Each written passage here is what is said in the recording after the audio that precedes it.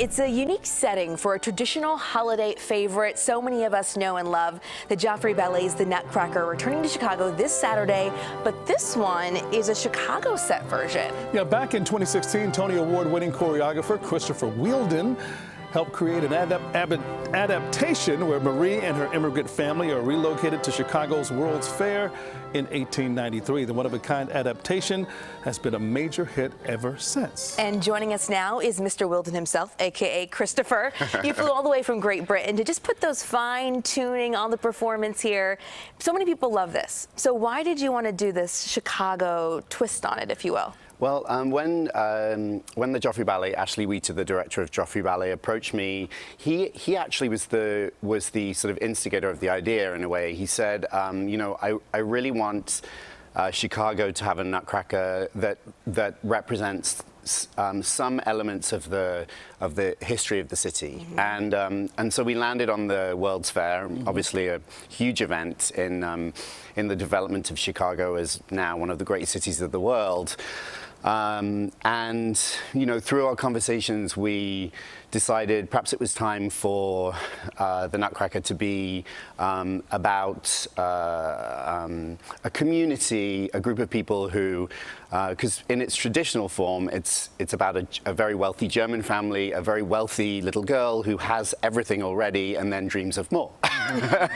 And so in this case, by setting it in an immigrant community, actually sort of set it within the construction of the World's Fair, we just felt that perhaps then it just represented more of the people in Chicago. Do you think the storyline will resonate outside of Chicago? I mean, for those of us who live here, it's like, oh, this is great, particularly looking at the set. You see all the history of the city.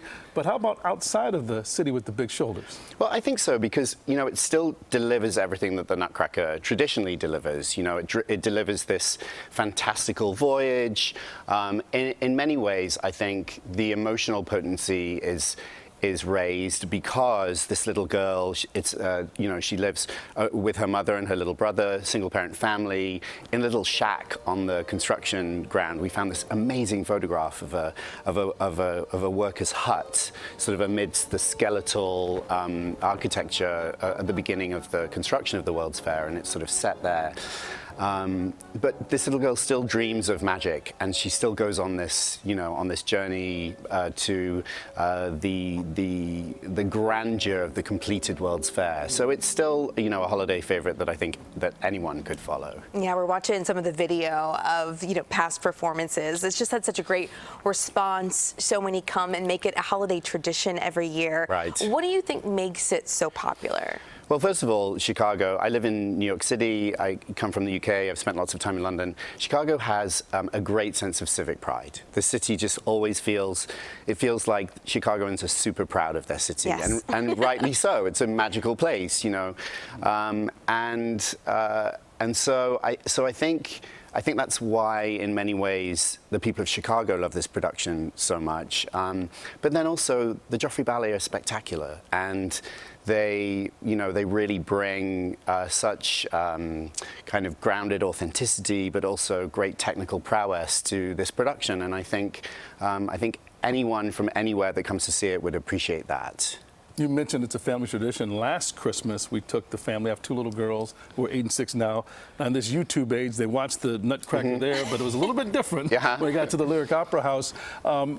How much of a challenge is it for younger kids who come see to understand the adaptation? I mean, they look for the Mouse King, they look for all of the things, the Sugar Plum Fairies, but to explain, okay, this is a different twist on it, but they enjoyed it. Yeah, oh good, well that's good. Yeah, so there was a happy ending to that story. I'm glad we went there. It was a wonderful production, they enjoyed it, yes they did.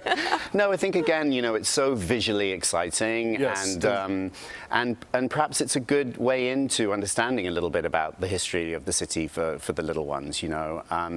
But it's not short on delivering the Christmas magic. The Mouse King's still there. The Nutcracker's still there. The Sugar Plum Fairy is now a slightly different character, but she presides over the fair, and she's actually a sort of magical transformation of the mother character. Yes. And you know, in the end, it's a story about family and family coming together and actually celebrating really the simple things in life, really the connectedness and love within a family unit. That's so good. We all need that reminder, especially Absolutely. in the busy holiday season. We were just talking about that, how it gets really crazy and busy. Yeah. Thank you so much for being with us, Christopher Wilden. We appreciate you joining us. And the Nutcracker opens at the Lyric Opera House this Saturday and runs until December 27th, so lots of time to see it. Might have to go see it again. It's a classic. Please do. Okay, thank you.